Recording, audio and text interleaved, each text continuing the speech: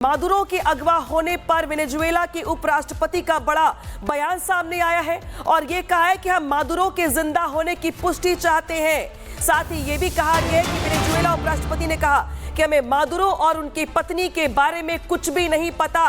यानी कि ट्रंप की ओर से जो दावा किया गया है कि वो अमेरिकी सैनिकों के कब्जे में है, जिसको लेकर के अब वेनेजुएला के उपराष्ट्रपति की ओर से पुष्टि कर दी गई है और ये कह दिया गया है कि हमें इस बारे में जानकारी नहीं है। हमें इस बात की पुष्टि चाहिए कि मादुरो और उनकी पत्नी जिंदा है, वो इसके बारे में पुष्टि चाहते हैं। ये मादुरो के अगवा होने पर वेनेजुएला के उपराष्ट्रपति की ओर से बड़ा बयान दिया गया है और ये कहा गया है कि हम वेनेजुएला के जो राष्ट्रपति हैं और जो उनकी पत्नी है उनके जिंदा होने की पुष्टि चाहते। सीधे रुख करते हैं सहयोगी मृदुल का जो जुड़ रहा है मेरे साथ न्यूज रूम से। मृदुल, अब तो दिखाई दे रहा है साफ साफ कि वेनेजुएला के उपराष्ट्रपति ने मान लिया है कि उन्हें अपने राष्ट्रपति के बारे में कोई जानकारी नहीं है, तो वही ट्रंप के दावे की पुष्टि भी कर रहे हो यहाँ पर। आगे और क्या जानकारी आपके पास इससे जुड़ी हुई?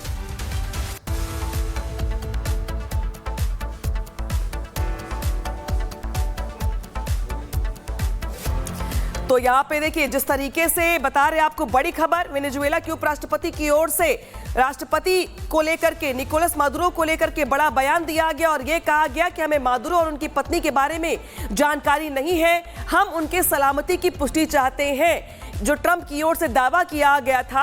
अब सीधे लिए चलते हैं आपको मृदुल के पास। मृदुल, और क्या जानकारी से जुड़ी हुई?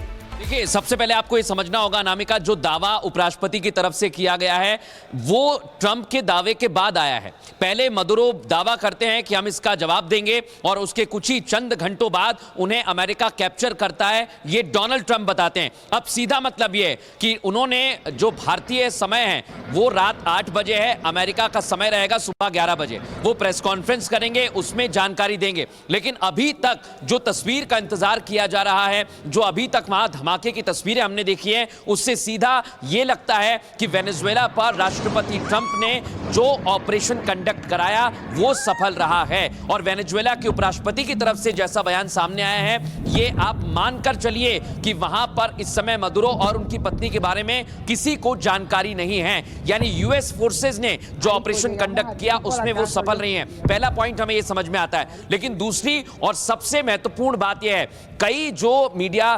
हाउसेज हैं, जो पश्चिमी मीडिया है, उनकी तरफ से यह दावा किया जा रहा है कि अमेरिका ने जो ऑपरेशन किया है वो सफल रहा है। यानी वेनेजुएला की तरफ से अभी तक कोई भी जवाब नहीं दिया गया है। यूएस ऑपरेशन करता है, यूएस ही कहता है कि हमने मादुरो को और उनकी पत्नी को कैप्चर कर लिया है और हम आगे भी जानकारी आपको देंगे। यानी इस समय सब कुछ अमेरिका के हाथ में, डोनाल्ड ट्रंप के हाथ में। और वेनेजुएला की तरफ से पहला बयान सामने आया जो उनके उपराष्ट्रपति का है, वो कह रहे हैं कि हमें इसके बारे में कोई जानकारी नहीं है। तो इसका सीधा मतलब आप ये मानकर चलिए कि वहां पर जो रात में हमले किए गए हैं वो बहुत ज्यादा गंभीर मुद्दा है पूरे वेनेजुएला और अमेरिका के लिए। और इस मामले को लेकर अब अमेरिकी मीडिया जो दावा कर रही है और अमेरिका की तरफ से जो दावे किए गए हैं उसी का इंतजार हमें है, क्योंकि 11 बजे सुबह अमेरिका में और भारतीय समय मुताबिक रात 8 बजे प्रेस कॉन्फ्रेंस होगी। लेकिन धीरे धीरे अनामिका जो डिटेल्स सामने आ रही है उससे ऐसा लगता है कि अमेरिका को सफलता साझा कर रहे हैं। साफ साफ ये दिखाई दे रहा है कि सोची समझी रणनीति के साथ, फुल प्रूफ प्लानिंग के साथ अमेरिकी सैनिकों की ओर से वेनेजुएला पर हमला बोला गया और वो सटीक भी साबित होता हुआ दिखाई दे रहा है। इस बीच एक और बड़ी खबर आ गई है। वेनेजुएला ने अमेरिका के हमले की निंदा की है। मादुरो के अगवा होने पर वेनेजुएला के उपराष्ट्रपति ने कहा है कि हम अंतर्राष्ट्रीय कानून का सम्मान चाहते हैं। यह कहा गया है यूएस के हमले में हमारे देश के लोगों की जान गई थी।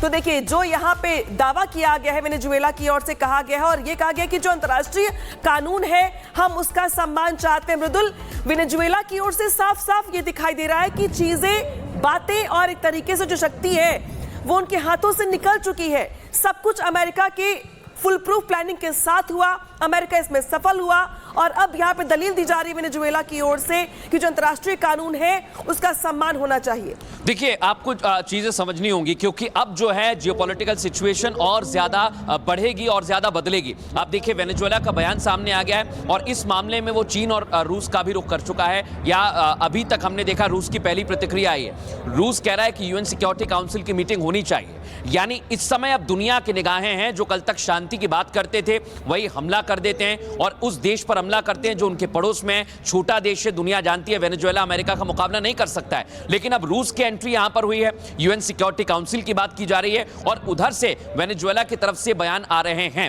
यानी इसका सीधा मतलब यह कि अभी ये कॉन्फ्लिक्ट और ज्यादा बढ़ेगा क्योंकि बाकी देशों की एंट्री भी इसमें होनी है। जर्मनी से जो खबर आ रही है वो भी कह रहे हैं कि हम लगातार वहां पे एम्बेसी और काउंसलेट के संपर्क में बने हुए हैं, वहां पर हम देख रहे हैं कि सिचुएशंस क्या हैं। और इधर बड़ी बात यह है कि अमेरिका जो बाकायदा वहां पर हमले करता है रात के अंधेरे में, वो भी अपने नागरिकों के लिए एक एडवाइजरी जारी कर देता है कि आप वेनेजुएला की तरफ ट्रैवल ना करें। तो ये सिचुएशन है जो धीरे धीरे बदल रही है।